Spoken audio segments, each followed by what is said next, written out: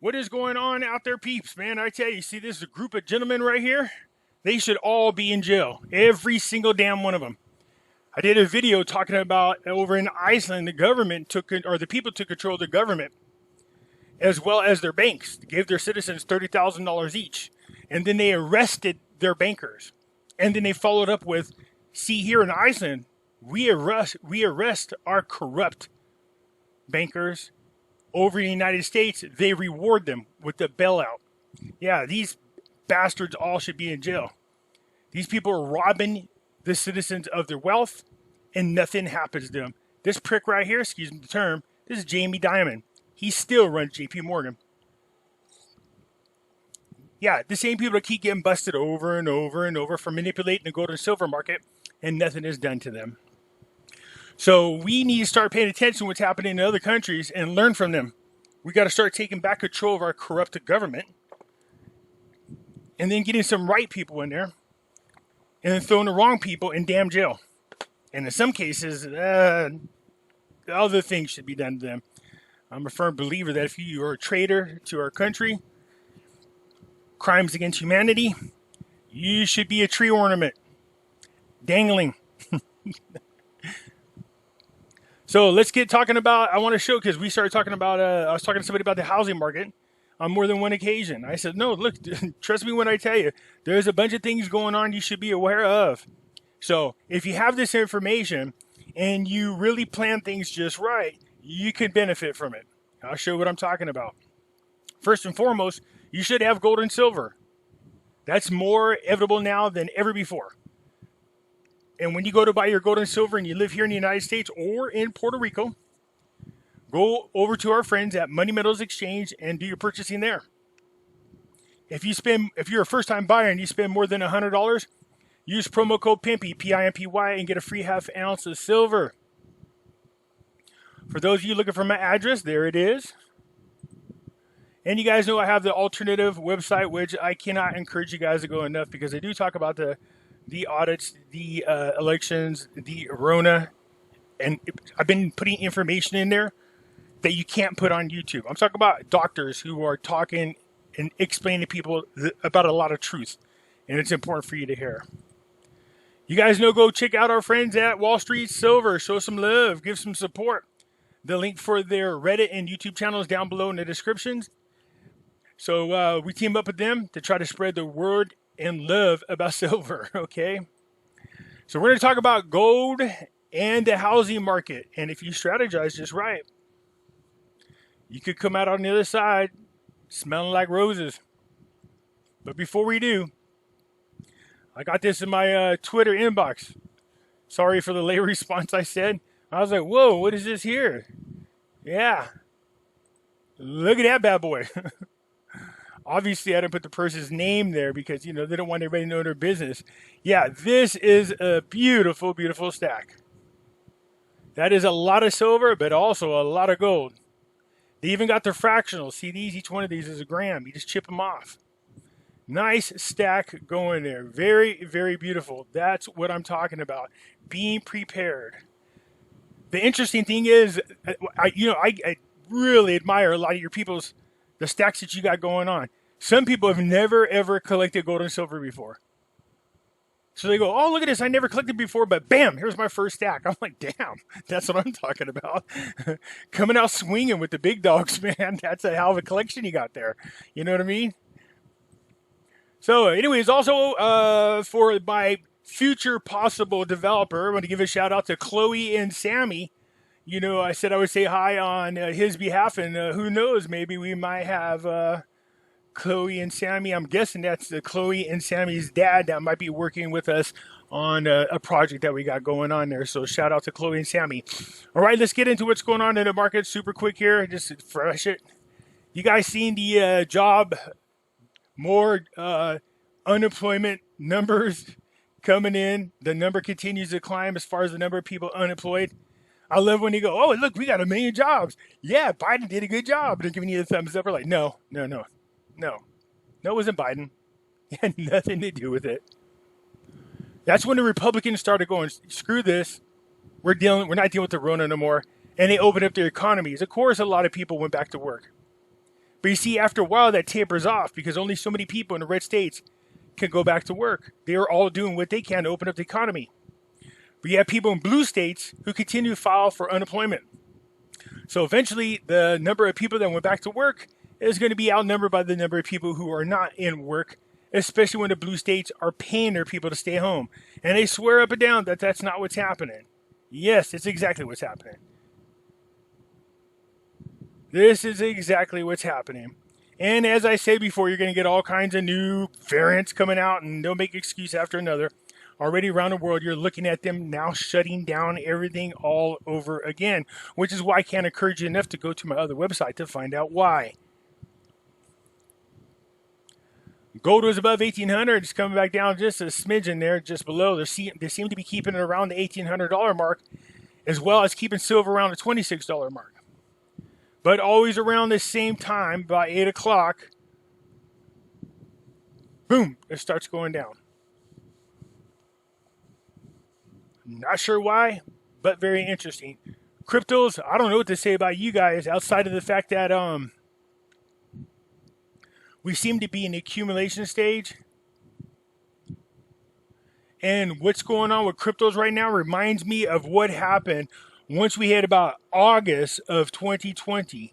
Nothing happened for months with gold and silver, except for we didn't lose 50% of our value. I'm still cheering for cryptocurrencies. I really want them to be successful, believe it or not. The more I learn and talk to the powers that be, it's actually the blockchain technology that I'm interested in. But I do see the use for the tokens. That's why I'm just sticking to the two, Bitcoin and Ethereum, and nothing else. Nothing else whatsoever. So if you look back on April of 2020, when I was telling everybody to pump 10,000 in, you're still way ahead of the program, because back then you could buy Ethereum, I think it was at $178, and Bitcoin was like $6,000. So we're still way ahead. 50% of our highest gain, but we're still way ahead. And I'm talking about in the tens of thousands ahead. So let's get into, first of all, let's talk about gold here, because this guy here from Kitco had a good interview, and I'll leave the link for this. You can watch the whole one. I want you to listen to what's being said. We're hearing from people like Goldman & Sachs and JP Morgan that, hey, gold's no longer a safe haven. Don't even invest in it. Yeah, right. That's like a heroin addict being sober for a while, and you run into your ex-dealer. He's like, hey, dude, seriously, what's one little hit going to hurt? Do the opposite. Let's hear what he has to say. Peter, gold. We know you like gold. We know you like the miners. That's no secret. Gold. You've been on the show before talking about how well gold has done for you. But you know who doesn't like gold is Goldman Sachs. In a recent research report. Anybody surprised?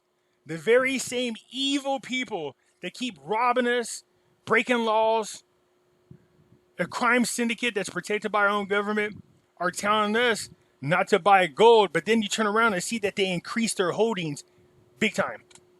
They wrote that gold is no longer a store of value. I'm just going to read a paragraph from the report. We recommended against an allocation to gold, oil, or commodities in aggregate, showing that they were not an inflation hedge and that gold was not a store of value. Real quick, you notice how they're trying to steer people away from commodities. That's because these evil bastards are all trying to buy up all the resources.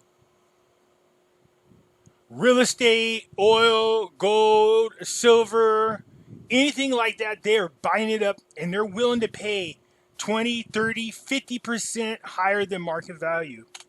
The S&P 500 index has outperformed gold by 327 percentage points, or 10.7 percentage points annualized over the past 11 and a half years. How would you respond to that?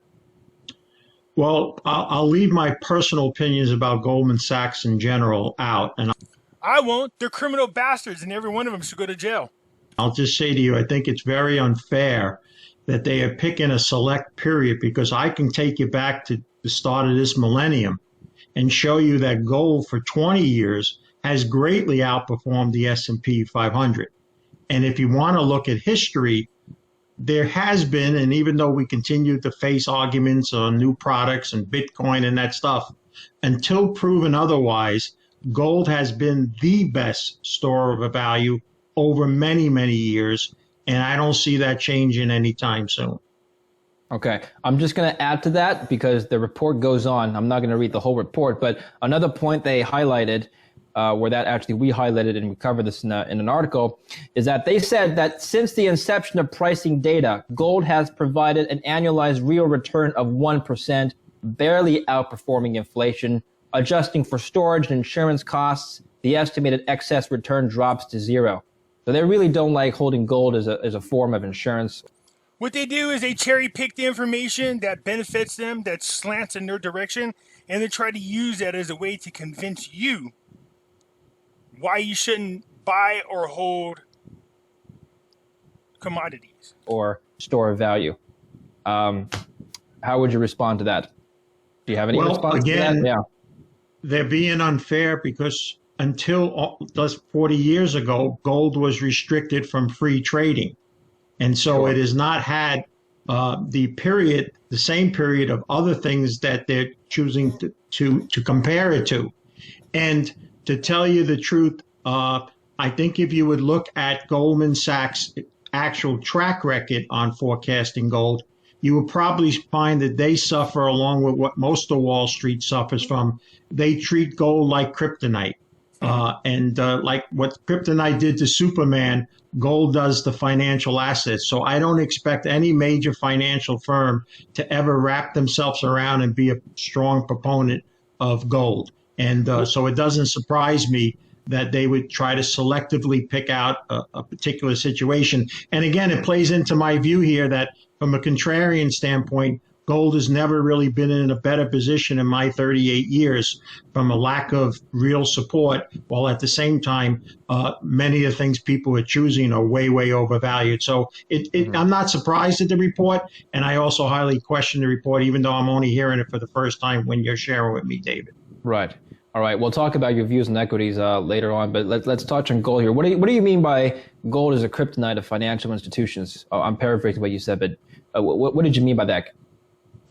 We're just never going to see people that sell stocks and bonds for a livelihood sell or get behind a product that really goes against owning stocks and bonds. It'd be like going to a Chevy dealer and asking, do you have the best sports car, the best van, the best SUV?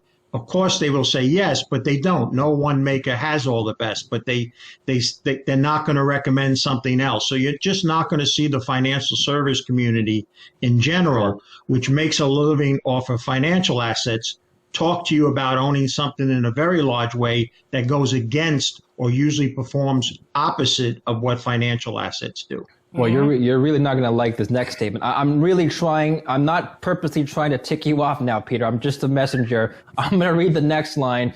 Please comment. I already know what you're going to say, but I'm looking forward to your response. Secondly, the only asset class that hedges inflation on a consistent and reliable basis is U.S. equities.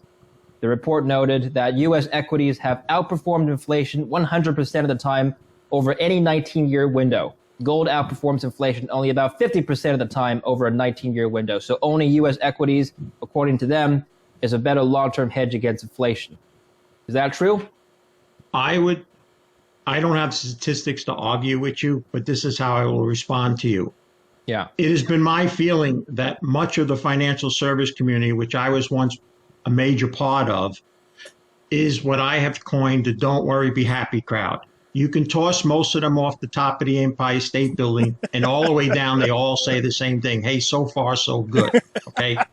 We are in the financial bubbles to end all bubbles. So the things that are making the most of the bubbles, equities, are obviously going to be widely accepted and viewed as a can't miss thing. That's why you're in the midst of a financial bubble.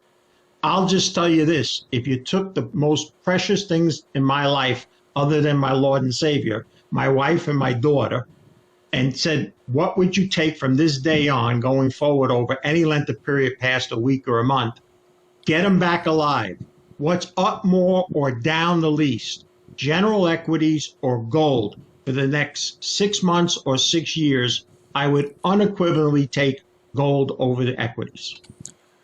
And this is a guy that's telling you he came from the other industry. He knows how it works. He knows they're criminals. He knows they're lying to you. They cherry pick the information, figure out what best slants the information that they want to feed you. They're purposely keeping people away from what matters most. Commodities, gold, silver, oils, things like that, so they could buy it up. And we're going to get into that right now even more. So you can't go wrong with holding gold and silver. If you don't have it, you are really setting yourself up for a huge fall. Do what you can to pick it up. Get as much as you can and hold on to it. We're going to watch this Yahoo report super quick and then listen to what they're talking about. The housing market crash that's about to happen. Now, I spoke about this several times. I said, man, we're in a huge bubble. A bond bubble, market bubble, crypto bubble. Yeah, cryptos. And already you see them. Their little bubble got busted. But a housing bubble. I just found out around where I live, okay? When I got this house, it was $89,000. It went up to about $325 back in 2007 when the market bubble was going up. So I refied the house and paid off a lot of my debt. $150,000. So I'm down below $100,000 again. I just found out the houses are selling for close to $500,000. I didn't even know that. I hadn't even been paying attention. So this lady's like, oh, you interested in selling your house? I said, actually, I'm thinking about it. Right now, I'm finishing remodeling it. She was telling me, she was showing me that the houses around my neighborhood sell for $500,000. I was like, damn, I definitely trying to hurry up and remodel so I can get that money. And once I get that money, put it into gold and silver and hold on to it and wait for the market to crash. When it crashes, I could go around and pick probably the same house up for about 50%, if not less, than what I sold it for. Let's hear what's going on. Things are getting more expensive if you're trying to buy a house, and it's 10 consecutive months of accelerating prices. Let's bring in Nobel Prize-winning economist. Now, this has happened before. Professor Robert Schiller. He is professor at Yale University. It's good to have you here. And I just want to start generically, because is this different, this kind of acceleration that we're witnessing, than what we saw in the buildup to the financial collapse of 2008? Should we be worried, and are you? Yeah, I've been saying I think one should be a little worried. This it looks like 2003 again. If you can see it in this chart. 2003. It kept going up. This is not a market 2003 that keeps going, collapses and then it overnight. accelerated. It's less short-run volatile than the stock market. But you can see that we're seeing price increases now that haven't quite been realized since those years just before the financial crisis.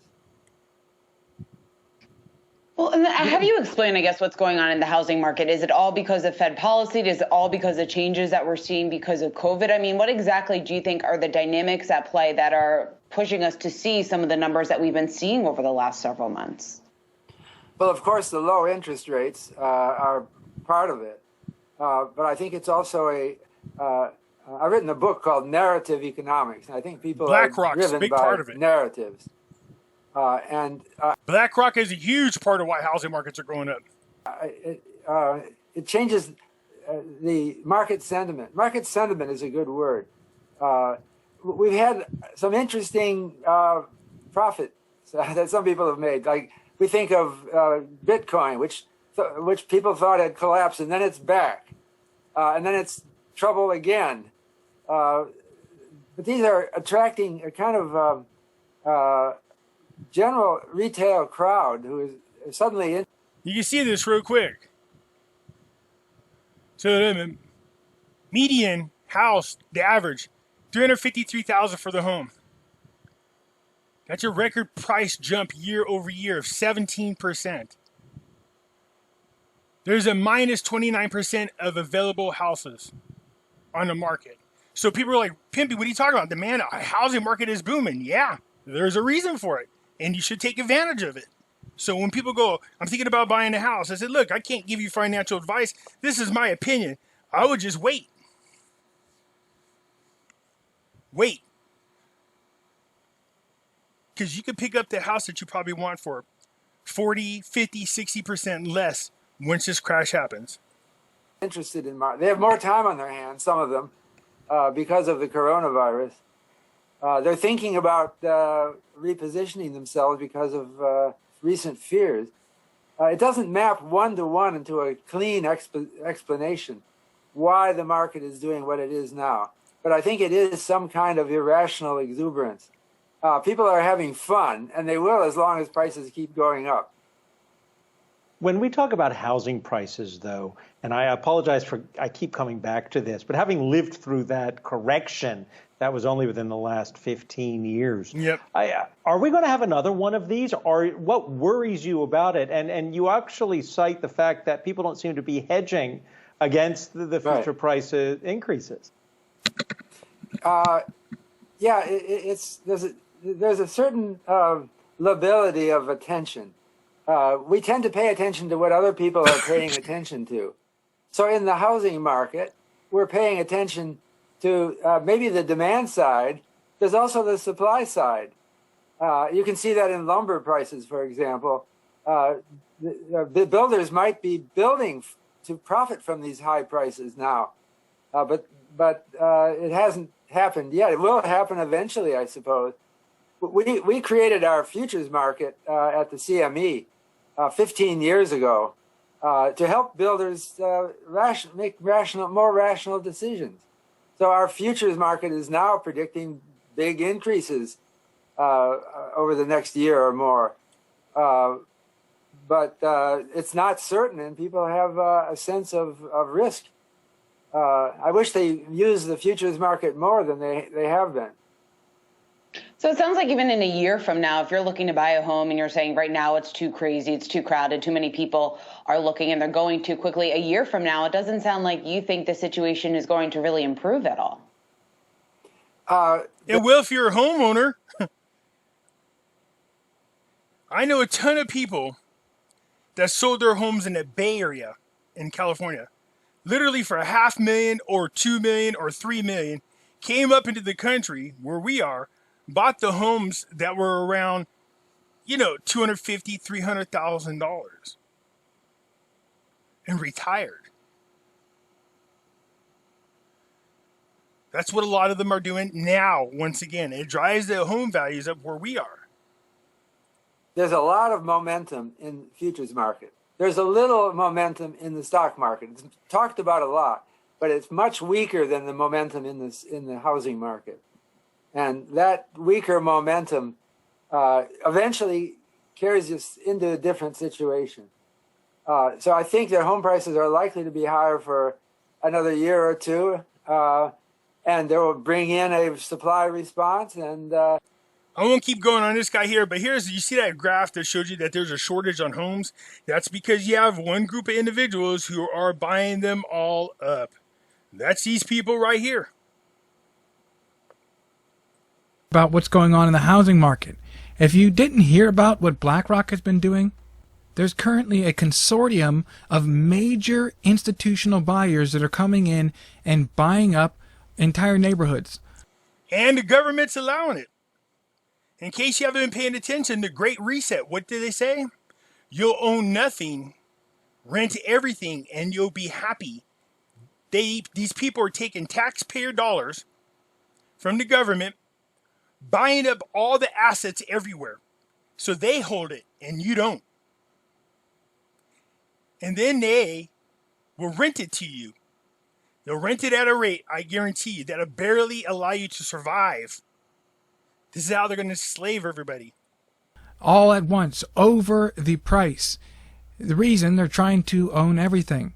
Now, the major conflict of interest here is the fact that BlackRock, they were the one making the Fed's asset purchases. And so they were privy to making enormous amounts of money. They made an enormous amount of profit. But now many of these large institutions are moving in and competing with first-time homebuyers. They're pricing them out. Now, I wanted to cover the comments from real estate consultant John Burns. And he said, quote, "You now have permanent capital competing with young couples trying to buy a house."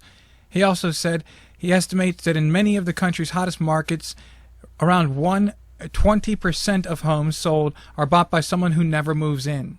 So 20% of these homes are being purchased by people who have plans to rent them.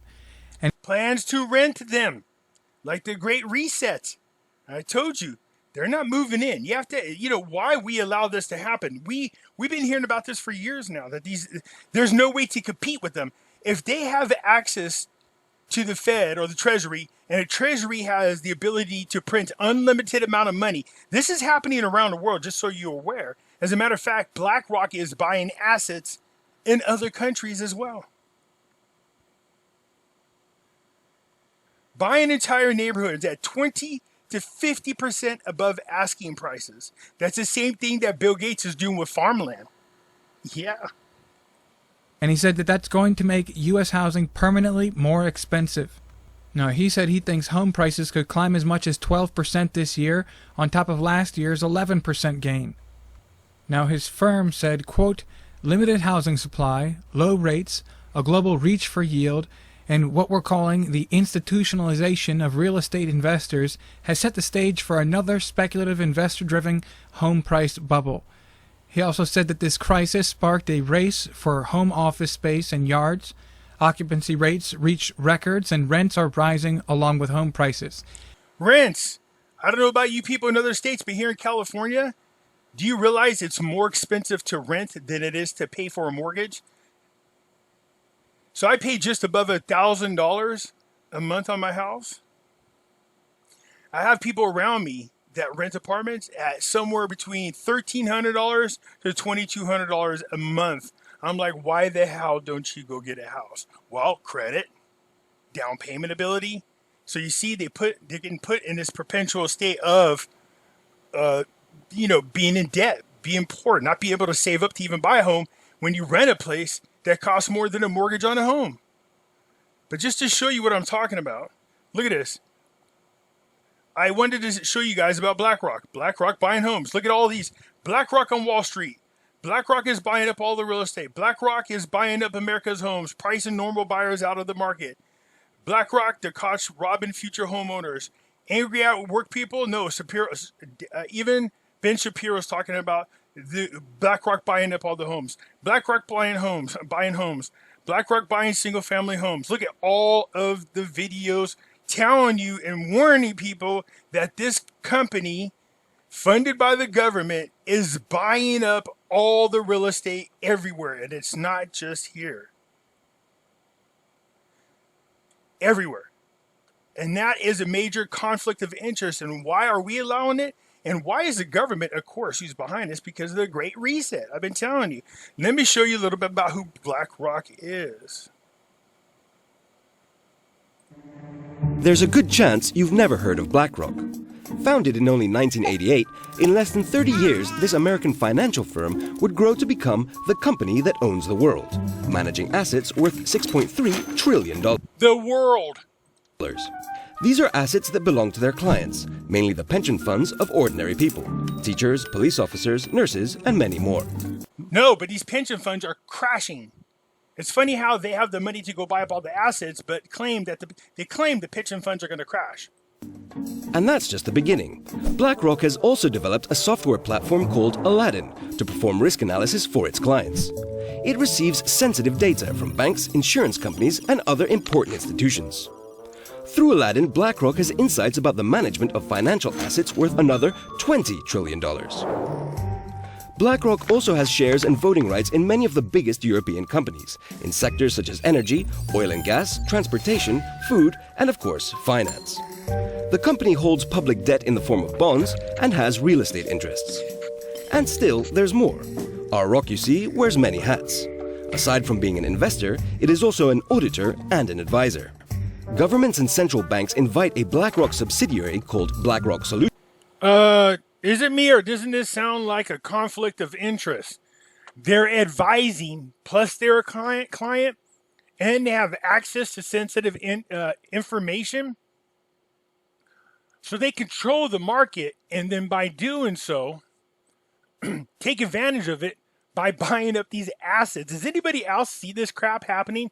And when I say this, people get mad in comments. You say like there's something we can do about it. Because I say we allow this to happen. They go, we didn't do anything. Yeah, we. This information has been around for a long time. but we're too distracted by BLM, Antifa, and all this other crap that we think is more important. Solutions to audit them and to provide advice about the management and rescue of banks.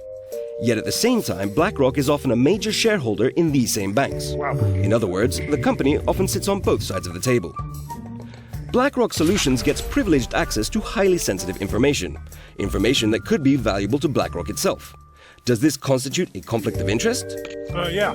No, says BlackRock, which claims that the company has established Chinese walls between its different subsidiaries. In January 2018, BlackRock's founder and chairman, Larry Fink, What they're saying is their company in whole is broken up into different entities. And they're claiming that the entities don't talk to one another. No, it's not a conflict of interest. Our companies don't talk to one another. So let's pretend like you're a family of 5. And you're all brothers and sisters. And each one of you controls a company that can help the other person's company gain billions of dollars.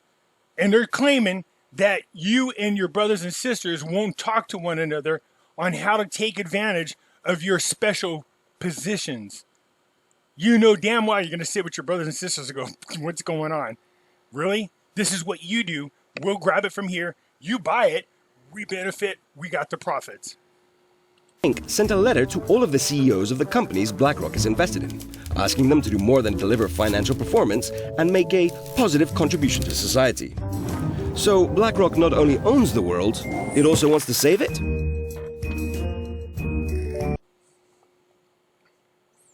So you can see there's a lot going on around us at the moment. It isn't just this Rona, the bickering back and forth between the left and the right. All that is a distraction. The BLM, Antifa stuff is real, but it's still a distraction. It's what if you go to the Great Reset, you can see that this thing's been planned for a long time. They were offering solutions to problems that hadn't existed yet, that do exist now, and you have to ask yourself, that's funny how they had the solutions ahead of time. How did they know these were going to become a problem? Climate change,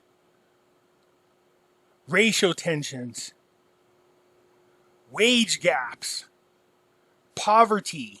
They have what's called inclusive capitalism. No, that's socialism with a fancy name. They're going to try to convince you that we should benefit from these companies that are making money. Yeah, we're like, yeah, we agree. Yeah, that sounds good. So here's how we're going to do this. Here's how we're going to benefit. Yeah. You guys do the work? Yeah. We'll get the money. Yeah, what? Yeah. Well, look, you'll get more. Minimum age is $15. Yeah. We'll make billions. What?